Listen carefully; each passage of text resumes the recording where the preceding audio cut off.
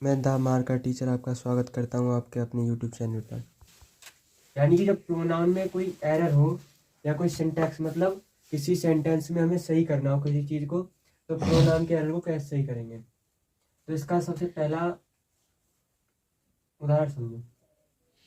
He does his work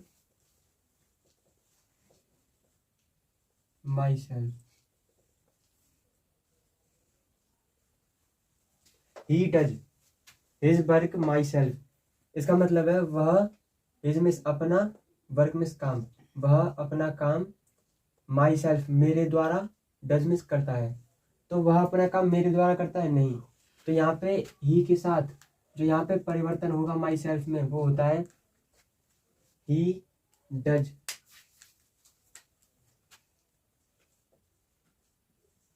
he does his work himself. ठीक है, ही के साथ जो सेल्फ वाली अंग्रेजी आती है वो आती है हिमसेल्फ। अगला,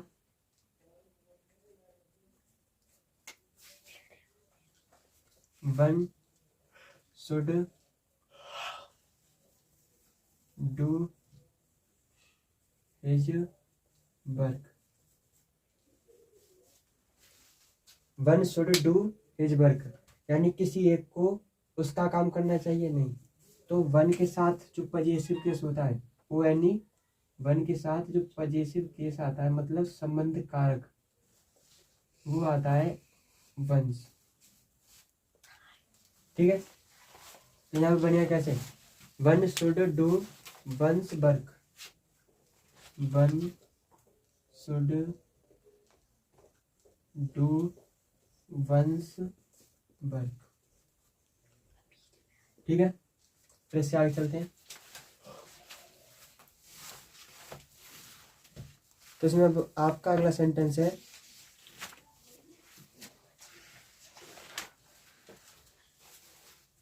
one must do his work. One must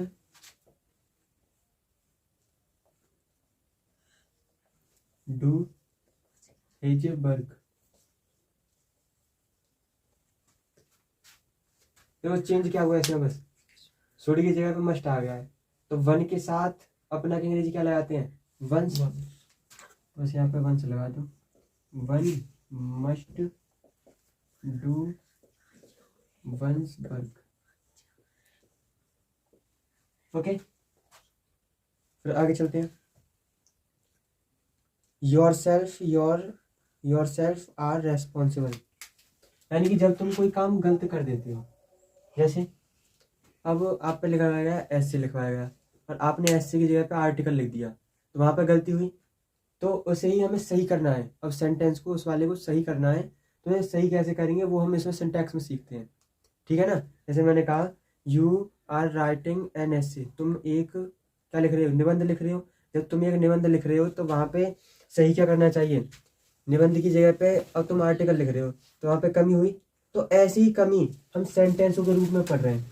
जैसे he does his work my self, वह अपना काम किसके द्वारा करेगा, स्वयं ही तो करेगा। और ही के साथ स्वयं की अंग्रेजी हमेशा माई सेल्फ की जगह हिम सेल्फ लगाते हैं। क्या लगाते हैं, हिम सेल्फ, HIMSELF। ठीक है, अगला सेंटेंस है one should do his work यानी कि किसी को अपना काम स्वयं यानी कि अपना काम करना चाहिए। तो वन के साथ जो पजेसिव केस लगता है इसका यानी कि वन के साथ जो अपना की अंग्रेजी लगती है वो लगती है वंस। क्या लगती है, वंस। ये हमेशा ध्यान रखना और इसी से ज्यादा इंपॉर्टेंट आते हैं। ठीक है, अगला है one should do once work. ये तो सही हो गया ना इसका, यानी कि हिज की जगह पे क्या लगा दिया हमने, वंस। अब अगला है one must do his work यानी किसी एक को अपना काम करना ही चाहिए, तो वन के साथ क्या लगाते हैं, वंस लगा दिया। आगे चलते हैं। तो अगला है तुम्हारा yourself are responsible. Your self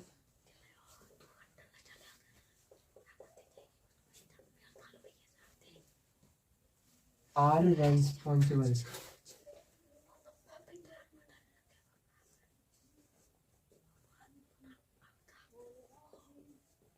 your self का मतलब तुम स्वयं, आर में हो, रेस्पॉन्सिबल मतलब जिम्मेदार, तुम स्वयं जिम्मेदार हो, तुम स्वयं जिम्मेदार हो। और जब तुम पढ़ रहे हो तो हमेशा एक्टिव होकर पढ़ा करो, ना कि कोई लेट कर पढ़ रहा है, कोई सो कर रहा है, ऐसे सही नहीं है फिर पढ़ना। पढ़ रहे हो तो पूरे मन से, नहीं तो फिर बिल्कुल ही मत पढ़ो। तो फिर आगे चले, तो योर सेल्फ आर रेस्पॉन्सिबल। अब देखो सुनो, सबसे पहले ये योर सेल्फ जो है कभी भी सब्जेक्ट की तरह यूज नहीं होता।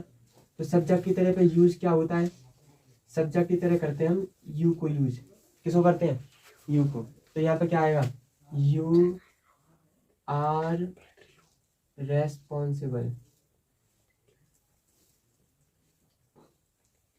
ठीक है, फिर इससे आगे चलते हैं, ADJECTIVE एडजेक्टिव। एडजेक्टिव को हिंदी में कहते हैं विशेषण। क्या कहते हैं, विशेषण। क्या कहते हैं, विशेषण। तो यहाँ पे लिख देंगे विशेषण।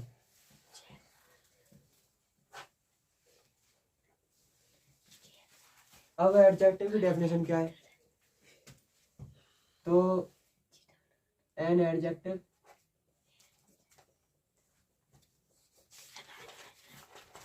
is a word which qualifies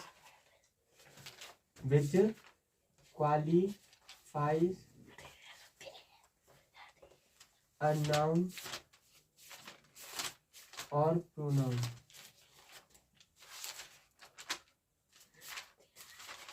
यदि एडजेक्टिव किसे कहते हैं, an adjective is a word, यानी कि एडजेक्टिव एक ऐसा शब्द है विच मीन्स जो क्वालिफाइज में विशेषता बताता है, जो विशेषता बताता है किसकी, ए नाउन मतलब एक संज्ञा की, और विच क्वालिफाइज ए नाउन और प्रोनाउन।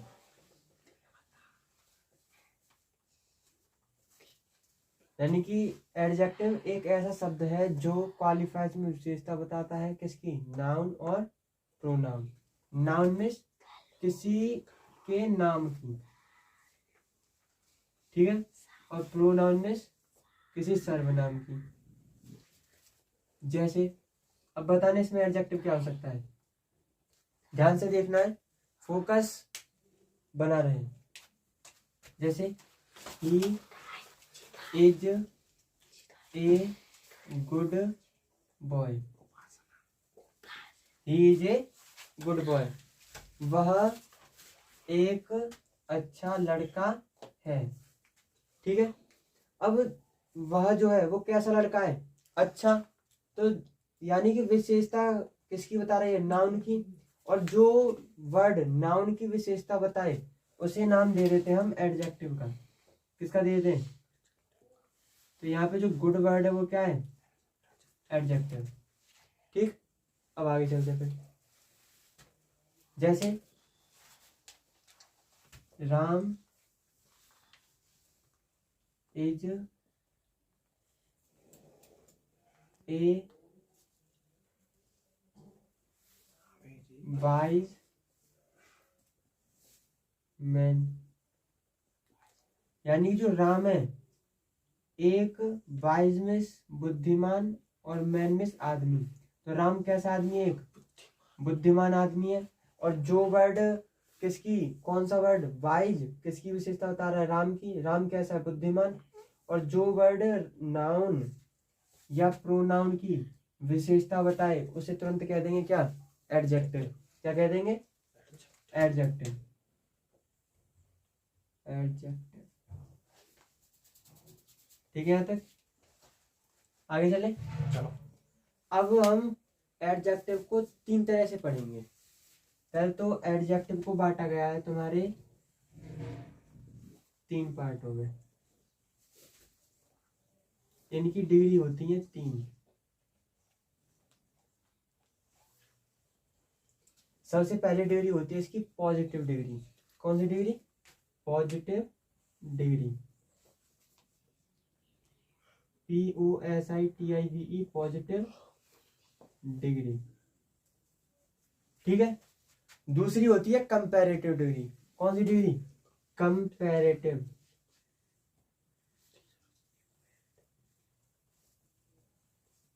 Comparative degree. तीसरी होती है आपकी superlative degree. SUPERLATIVE, superlative degree.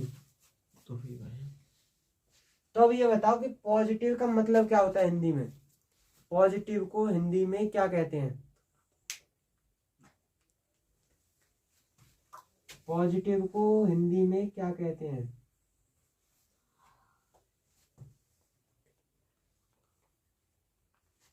अब डिग्री के बारे में पढ़ रहे हैं तो यहाँ पे आएगी साधारण अवस्था। साधारण अवस्था।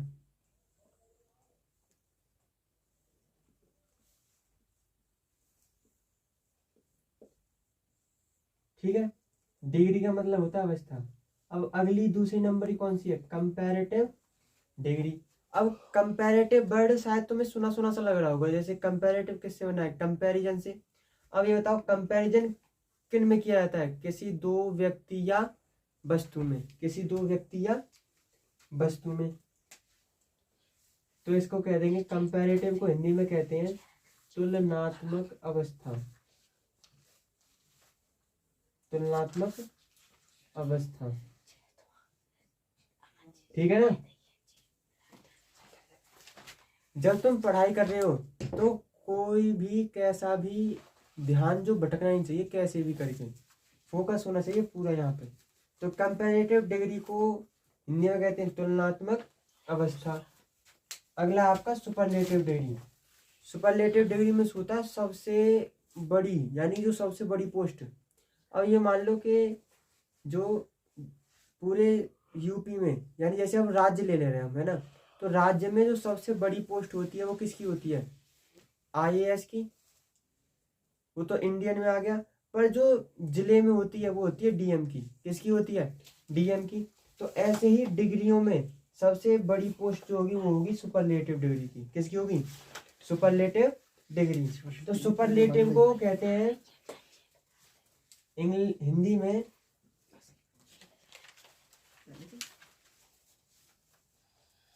सर्वोत्तम अवस्था।